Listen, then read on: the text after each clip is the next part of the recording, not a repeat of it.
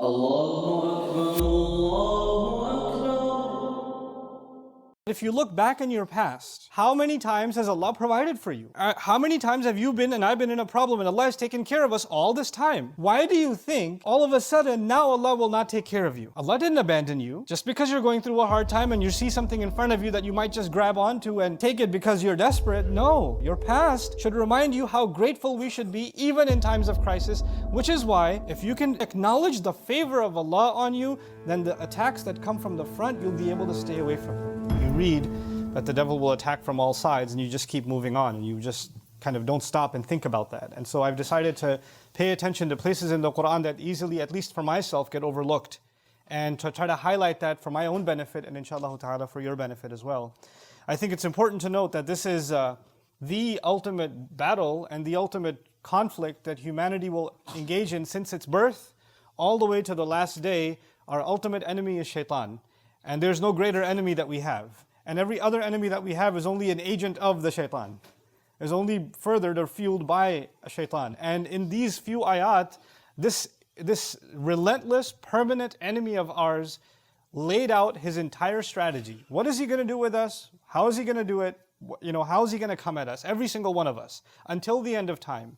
And that's a pretty big deal. Now we know the game plan of the enemy, and Allah recorded it in the Quran. So it's not a small thing to just pass by. It's important to understand how is it that the devil is going to come at us in our lives at any moment of our lives and try to pull us into his way, right? So which was my motivation for covering this in some depth. We've come to the last phrase of this ayah. The promise was that he will attack. He said, ثُمَّ لَآتِيَنَّهُمْ, I swear to it, I will absolutely come at them. I'll attack them from right in front of them, from behind them, from their right and from their left. And I've given khutbahs on each of those now. And this is the final comment that he makes. And that comment is, وَلَا تَجِدُ أَكْثَرَهُمْ شَاكِرِينَ. You will not find most of them grateful. You will not find most of them grateful. Now, this is an important phrase, and we have to see the guidance Allah Azza wa Jalla has embedded and infused inside of this phrase, and that's what this khutbah is dedicated to. Where I want to start, first and foremost, is the origin of the word. I translated shakireen as grateful. It comes from the word shukr, which can easily be translated as gratitude. But originally in the Arabic language, ash-shukur or ash-shakur min ad-dawa'ib, and some animals were called shakur. What kind of animal was called shakur? The kind of animal that eats a little bit and gets fat really quickly.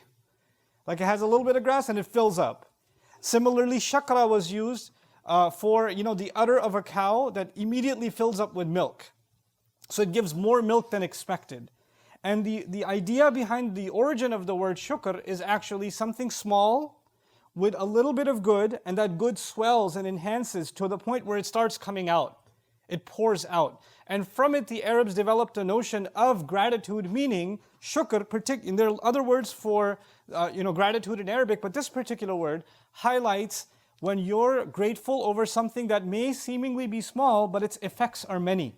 So you don't dismiss something that's done for you, and you're actually appreciative of what's done for you or the good that you have in not just one way, in many ways. And it multiplies inside you. Not only does it multiply inside you, you would think gratitude is a feeling, but it's more than a feeling, because according to Hassan Jabal in his commentary on the origin of the word, he says, وَالشُّكْرُ يَزِيدُ عَنِ الرِّضَى. Not just being happy with what you have, not just being content with what you have. It's more than that. Now what's more than that? فِي مَعْنَى الظُّهُورِ, meaning just like the milk pours out, or just like the sheep shows that it's grown more, the same way, when you have shukr in you, not only do you appreciate something, it actually results in you doing something. It comes out. Your mood has changed. Your behavior has changed. You've even verbalized how grateful you are. You've actually said thank you. A lot of times you have family members, and your father says to you, you never thank me for anything. You don't appreciate anything you do. I do. And you say, yeah, I do. I appreciate what you do. Yeah, but you never said it. I have shukr. No, shukr doesn't mean you have it in your head. It has to come out. It has to be said and stated and displayed. One of the names of Allah is actually Shakir. One of the names of Allah. Why? He appreciates what little His slaves do, and He does so much for them. So shukr is not just a feeling, it's actually behavior also that comes from that feeling. It's not just a sentiment and an emotion that stays buried inside, it manifests itself. So that's the first thing I wanted to get out of the way in this khutbah, is just some of the origins of the meaning of the word gratitude and appreciation, and how it's supposed to be something that overwhelms a person. It's a very powerful thought that grows and grows and grows and swells inside of you. Now, the devil's promise is, you will not find most of them with gratitude. They're not going to have shukr, human beings. You know, the first thing I want you to think about in terms of this conversation is Allah told Shaytan, فَمَا يَكُونُ لَكَ أَن تَتَكَبَّرَ فِيهَا. When the devil refused to do sajda, when Shaytan refused to do sajda, Allah told him, you have no right, it's not right for you to be arrogant here. The problem of the devil was arrogance. And that's the reason he got kicked out. فَخْرُجْ إِنَّكَ مِنَ الصَّاغِرِينَ. Get out of here. He was expelled because he was arrogant. Now, because he's angry at humanity, you expect that he would turn back to Allah and say, well, you kicked me out of here because I'm arrogant. I'm going to prove to you that they're arrogant. So they don't deserve this place either. But instead of telling Allah, oh, you think I'm arrogant? Let me show you how arrogant they are. He said, you think I'm arrogant? Once I'm done attacking them, I will prove to you, not that they're arrogant, but they're not grateful. لَا تَجِدُ أَكْثَرَهُمْ شَاكِرِينَ. So it's a switch. The switch is, if the complaint against the devil is that he's arrogant, then he should prove that I'm not that different from these guys. Look, they're arrogant too. But no, he says, I will prove that they are ungrateful. What Quran has done so strategically and so wisely here is that's actually shown us something. The opposite of arrogance, we think the opposite of arrogance is humility in the dictionary. The opposite of arrogance is what? Humility. But in the Quran, the opposite of arrogance is gratitude. So Allah has taught us a new opposite, you see. And so what we're learning now is, it is impossible for a human being to be arrogant if they are grateful. And if they are grateful, there's no way arrogance will hurt them. And the fact that arrogance occurs, that can only be a manifestation of a lack of shukr. If shukr was there, there's no way that would have happened. So that's the first important thing. When someone says, hey, at least I'm not arrogant, well, from the Quran's definition, don't just think about arrogance as someone who thinks very highly of themselves, or is full of themselves, or is mean towards others. You and I have to check ourselves, how grateful are we? Because if gratitude is missing, then arrogance is there. Because these are opposites in the Quran now. These have been placed against one another. The next thing that's important here, I kept telling you Shaitan comes from 4 directions.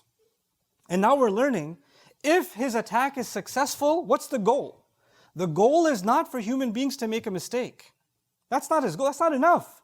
Because Allah created the human beings programmed to make mistakes. كُلُّ بَنِي آدَمْ خَطَّاءُونَ. All children of Adam keep on making mistakes.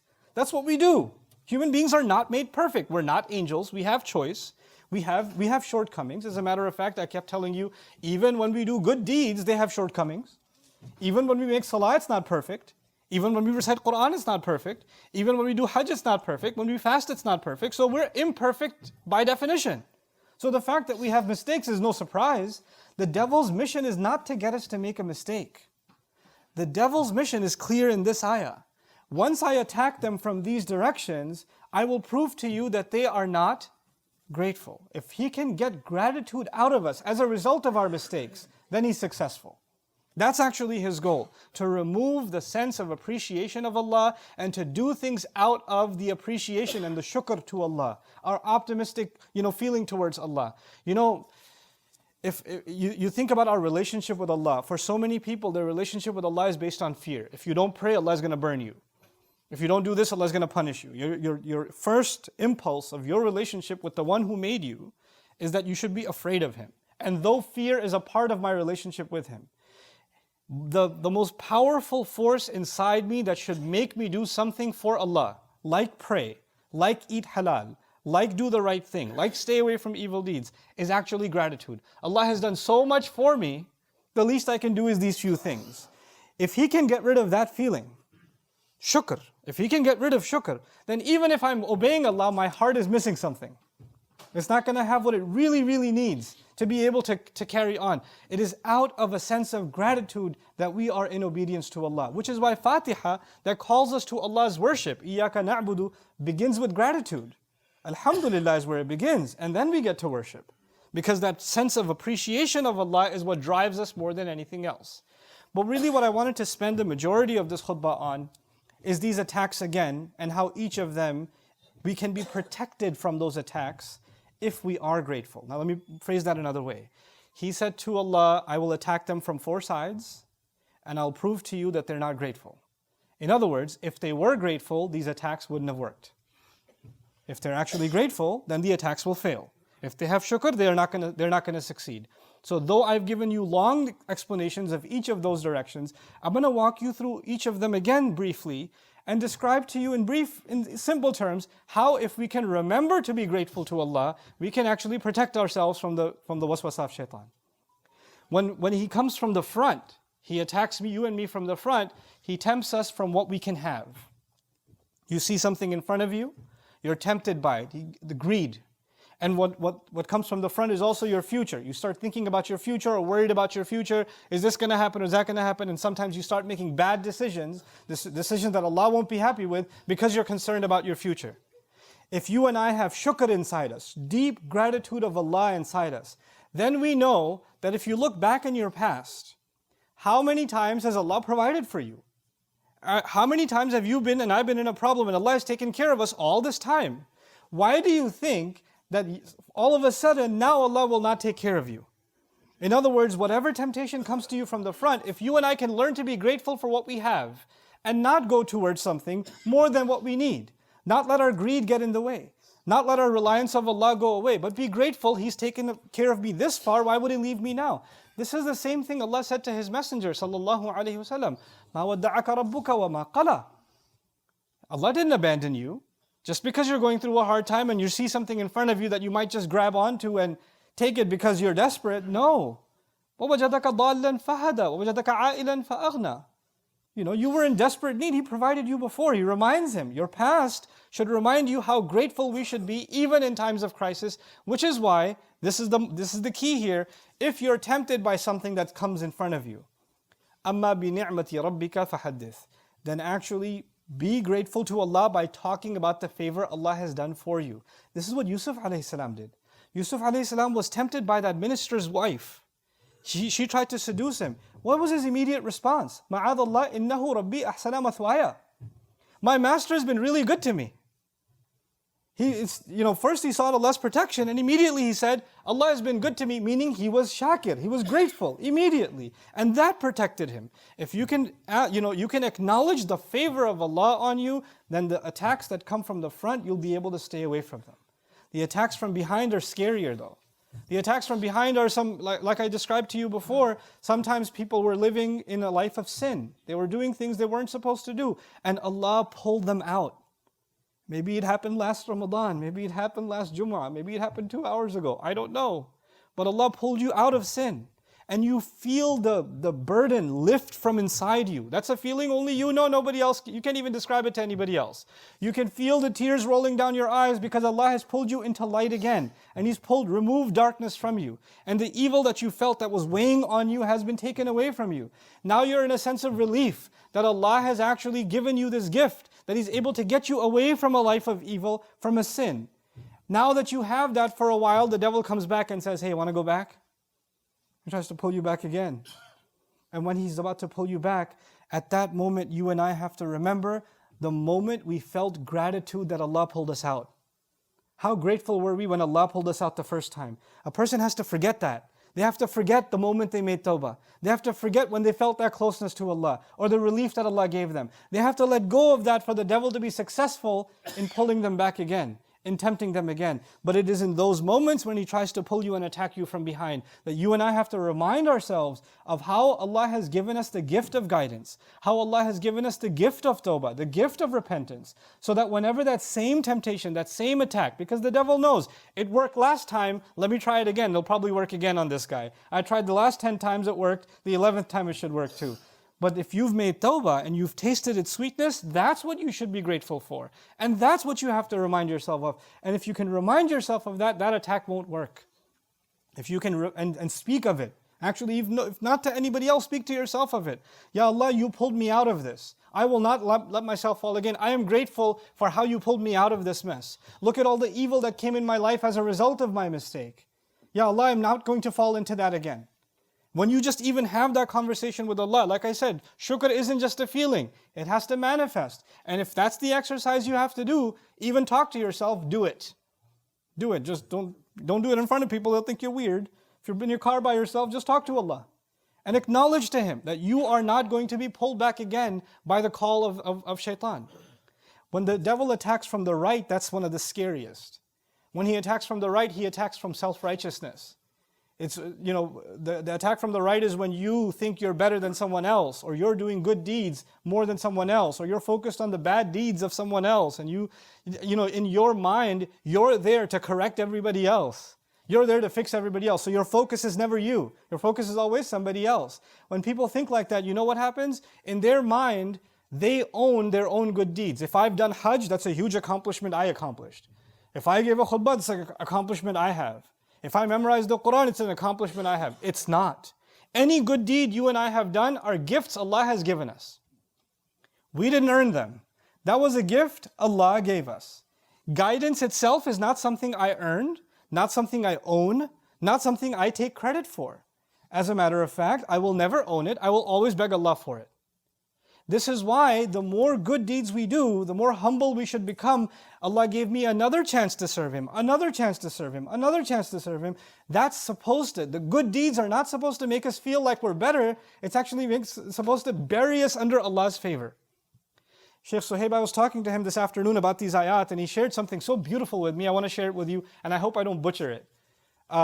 He said, when someone acknowledges how much Allah has favored them, then they become more and more humble. And being humble is like being Lord, right? You're just buried under someone's favor.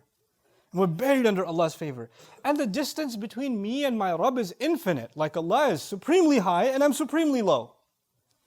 And when you realize how low you are and how much buried under Allah's favor, the weight of Allah's favor on you is so much, then when you look at the person next to you, you'll never think how much higher you are than them, because the distance between you and this other person, if you're an inch higher than them or 2 inches, is nothing compared to the infinite distance between you and Allah.